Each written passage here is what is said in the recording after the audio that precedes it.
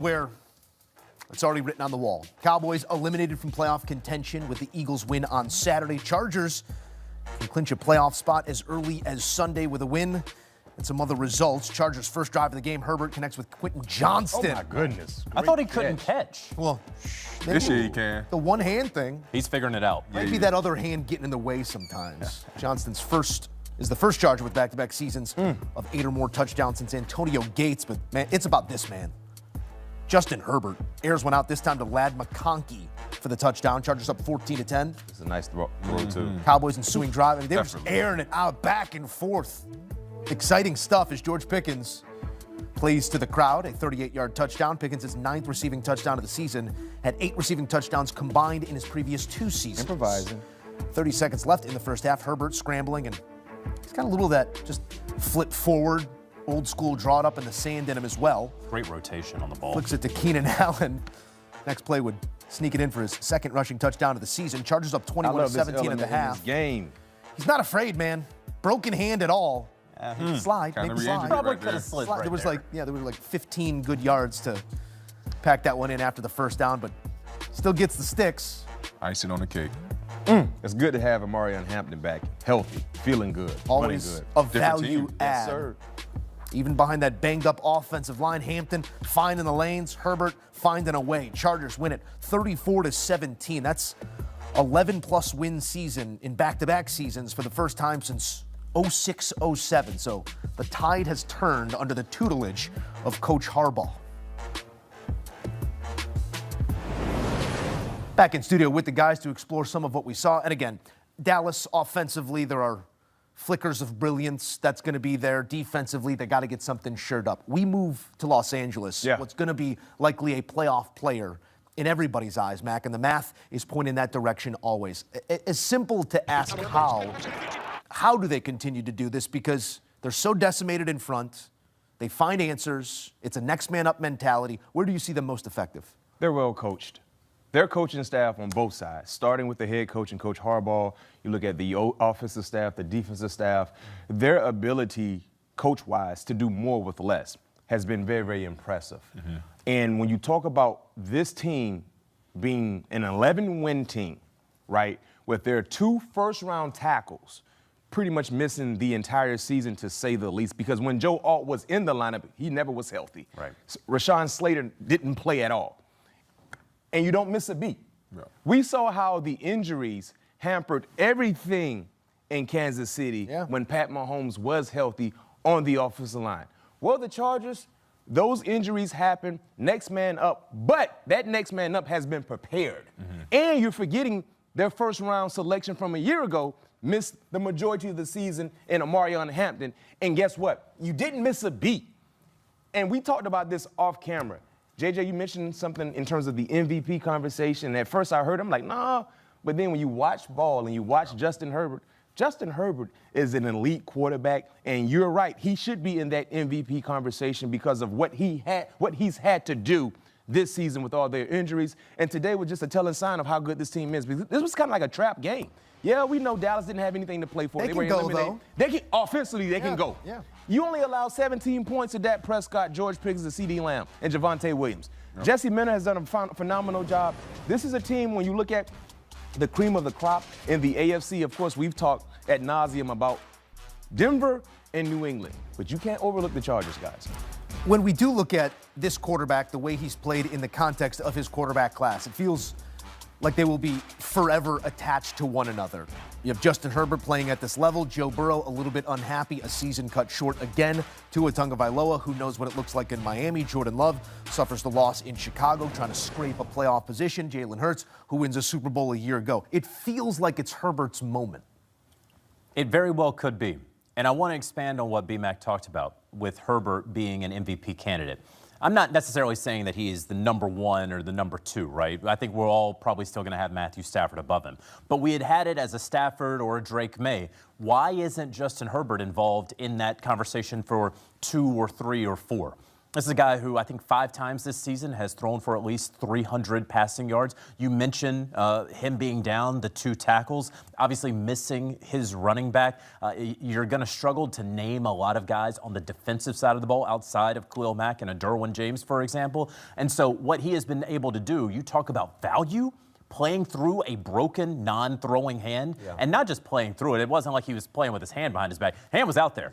Hand was getting hit, and he was still out there doing it, putting his body on the line. And so now, does any of this mean that the Chargers can be successful in January? We know about that franchise. We know about chargering, for example, and it goes back to that Jacksonville game, and it continued against the Houston Texans the last time that they were in the postseason. But what Justin Herbert has done this season, I don't think necessarily has been talked about enough or has been elevated to where it should be. He is playing absolutely incredible football, and this can be a moment for him. This can be an AFC Championship game appearance for the Chargers. What they have done so far this season, the teams they have beat, you talk about a trap game. How about this for disrespect? They were the underdogs in this game. Yes, they were.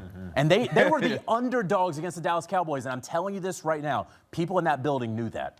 People in that building absolutely knew that, and they went out there and they doubled up the Cowboys in terms of scoring. Yeah, 34-17 sends a message, not just numbers there, numbers for the entirety of the career of Justin Herbert. Results is what we want to see come January and, dare I say, February football, Pat P. So that becomes the question. This is likely going to be a wild card team that has to go on the road and win playoff football games. Do you see them built for that?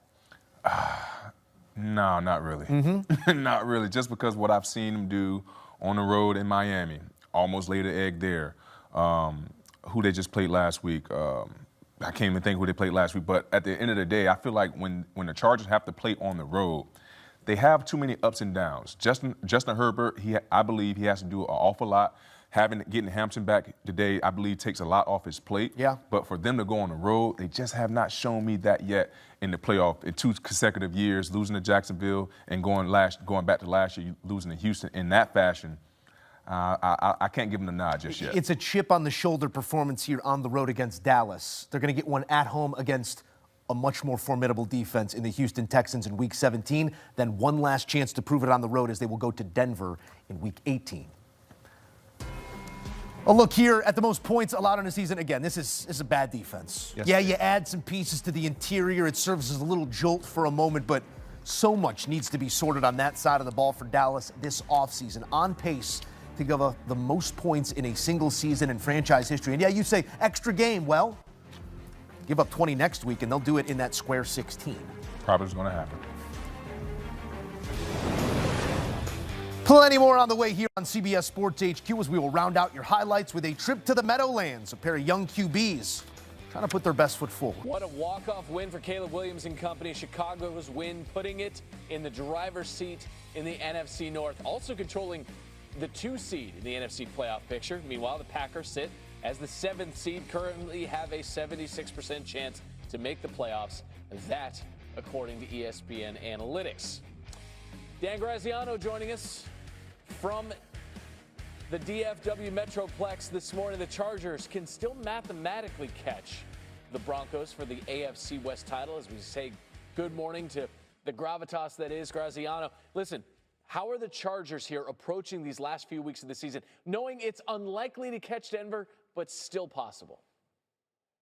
Well, they can do it if Denver just loses a game. Like, if they're 1 game back going into that Week 18 game in Denver and they win it, they win the division because they beat Denver earlier, and they're well aware of that. I talked to wide receiver Ladd McConkey, and he said, yeah, it's impossible to escape it, right? You can see everything online. Everybody knows you need this team to lose, you need to win. He said, we wanted to be at the end of the season where we weren't thinking about that. Well, we need somebody else to help us out, but that's where we are, and we also know, this is Ladd talking, not me, I don't do a good impression. He said, we also know that if we take care of our business, we'll be in the playoffs. And Tuli Tuipulotu, their edge rusher, told me that, last year we got a taste of what it's like to be in the playoffs, and we're excited because we know what's in front of us. said, look, we want to take it further this time. We know what we want to accomplish, and that is go all the way, and we really feel like we have the team to do it. So Chargers focused on what they can control. It's been nothing but injuries and bad news around this team all year long, but they still manage to win a lot more than they lose on Sunday. McConkey said, yeah, whatever it takes. He said, I'd love to be, as a receiver, I'd love for us to be throwing the ball 50 times a game and everybody gets 200 yards. It's not where we are right now, so whatever it takes to win. All right, listen, a Broncos win and a Chargers loss would clinch the division for Denver, and they're taking on a Cowboys team that is now eliminated from the playoffs after the Eagles win last night. That is Dan Graziano with the very latest. Thank you, Dan. And that's exactly what we're going to start with Damian Woody. The Chargers maybe already getting a win before they even play because the Eagles winning last night eliminates Dallas from playoff contention. So maybe we see them come out flat in this game because they just know it's 3 games and then it's the offseason. And is that a realistic possibility? Yeah, I mean, listen, for some guys it is. Unfortunately, you get a situation where you're eliminated and then all of a sudden you're thinking, like you said, we got 3 games left. There's no sense of urgency. Now, I would say now it's up to guys like Dak Prescott and company, the leaders in their locker room, to make sure they got, guys are finishing the season strong. But listen, that thing, it happens. It happens in the National Football League. On the other side, the Chargers very much playing for their playoff lives. They're in it right now. They still have a shot, an outside shot at the AFC West. What's a matchup you're looking for in this game as it relates to the Bolts? Yeah, I'm looking at Justin Herbert going up against this Cowboys. The Cowboys run what we call this 5-man front. They try to cover all the down linemen and really get after, not only stop the run, but get after the quarterback. So we know Justin Herbert is dealing with that broken hand. Okay, so how he's going to navigate the pass rush of the Dallas Cowboys front. Okay. Which AFC West team do you trust more come playoff time? You got the Broncos, who have already clinched a playoff spot. They haven't lost since September, but the Chargers not too far behind. You heard Dan say they're just 1 game back, and these teams meet last week of the regular season. I would probably say the Denver Broncos. Their defense is just outstanding. Nasty. And I think Bo Nix has really been playing well, as of late. And so if Bo Nix continues on this trend of, taking care of the football and being the playmaker that he is at the quarterback position, the Denver Broncos are going to be they're going to be a wagon. They're going to be a wagon. They're going to be hard travels. Correct. They got all the things. They can run the ball. They got a good offensive line. They got all the things you need to do well.